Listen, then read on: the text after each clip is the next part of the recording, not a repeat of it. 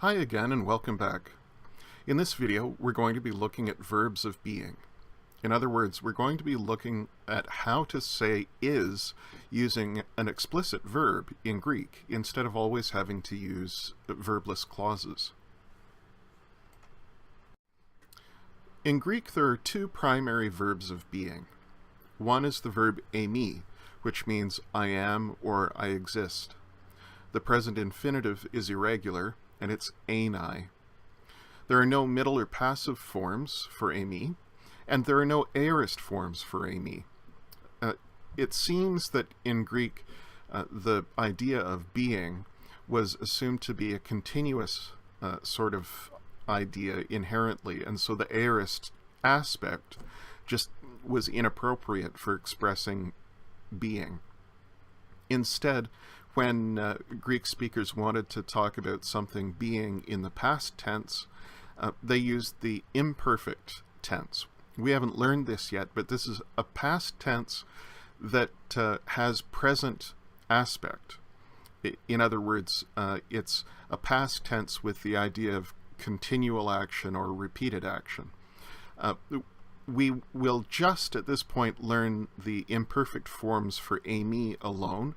They're irregular anyway, so we won't worry about the rest of the imperfect tense for a few more lessons.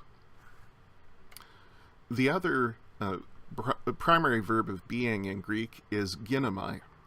This means usually I become or I come into being. There's the idea of change or transition. But it can also just be a synonym for εἰμι. It can just mean I am. The present infinitive here is more regular, genesthai, and the second aorist infinitive is genesthai.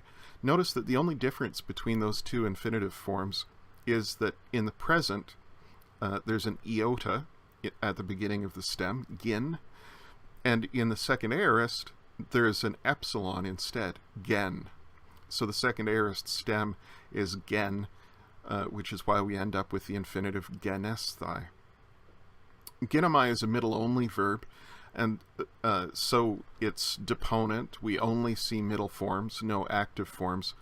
But there are also no passive forms. Again, because being isn't really something that we can suffer or undergo passively.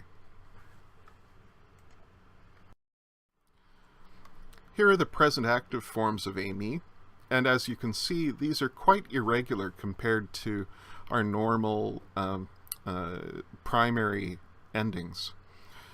The first person singular is εἰμι, as if this were a me verb, a mu iota verb. The second person, though, is ei, no sign of the sigma that's usually the ending for the second person singular. The third person is esti or estin.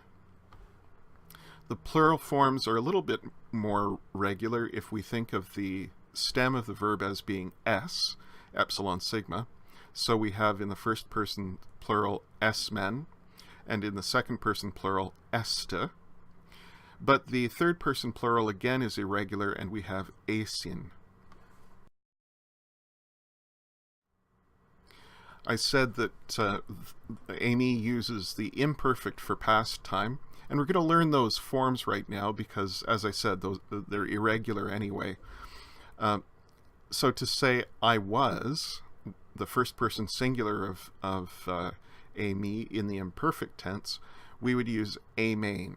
And you'll notice that what's typical of the imperfect forms here is that they start with an eta, which is the lengthening of the initial epsilon when an augment is added on the beginning.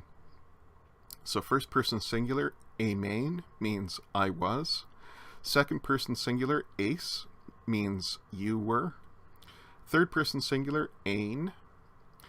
Now in the first person plural, interestingly enough, we can either have a present ending or an odd middle ending.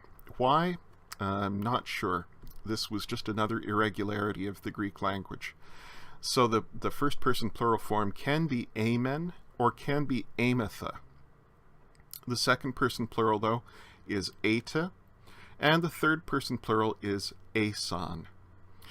When we get to the imperfect, we'll see that it uses secondary personal endings, like the aorist tense did. But as you can see, most of these endings don't resemble the secondary endings very much at all. So we just have to remember these forms of Eİmι. Why is Eİmι so irregular? Because it's one of the most commonly used, frequently used Greek verbs. And as we've mentioned before, the more frequently something's used in a language, the more likely it is to become irregular.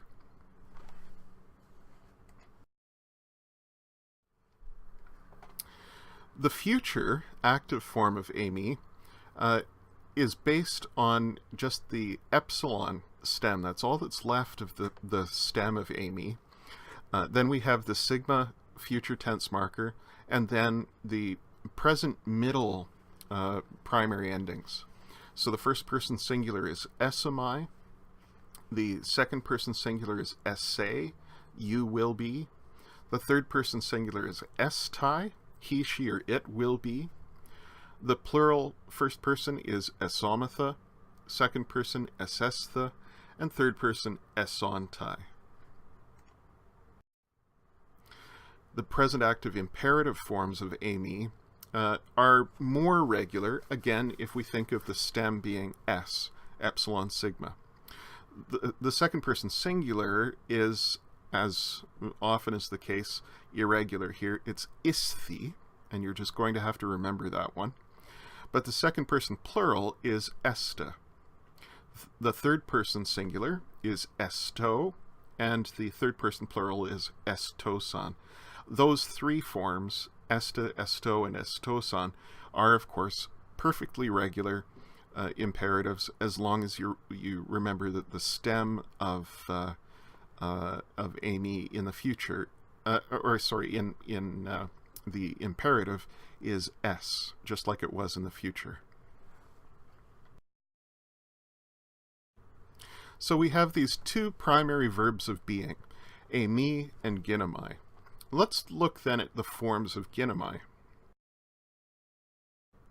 The present middle forms, because remember this is a deponent verb, are Γίνομαι in the first person singular, γιναι in the second person singular, γιναται, γινόμεθα, γινέσθα, and γινόνται. They're really quite regular, the stem being gin, gamma, iota, nu.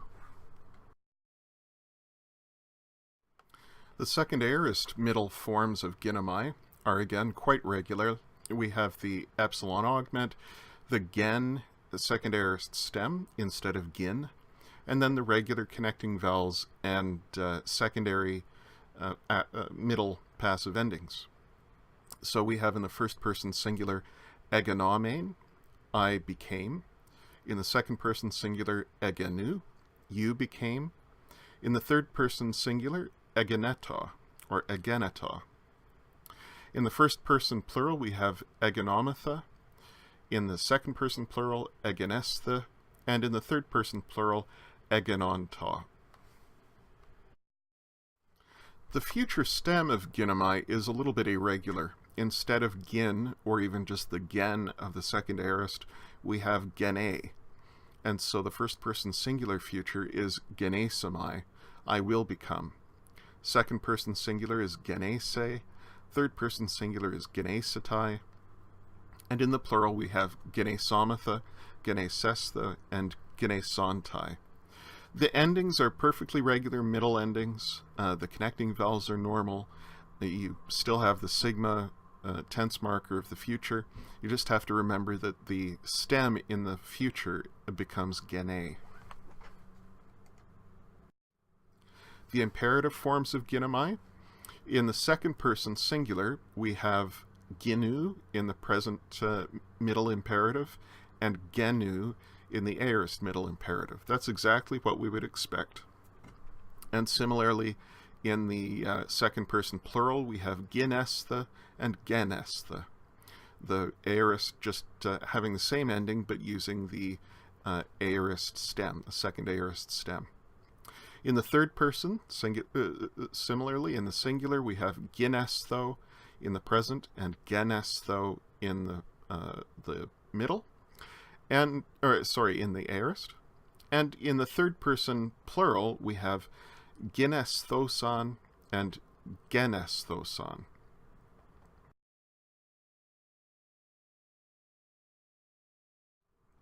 You can learn more about verbs of being, Εἰμι and Γίνομαι, and about impersonal subjects here in Mounce's Basics of Biblical Greek.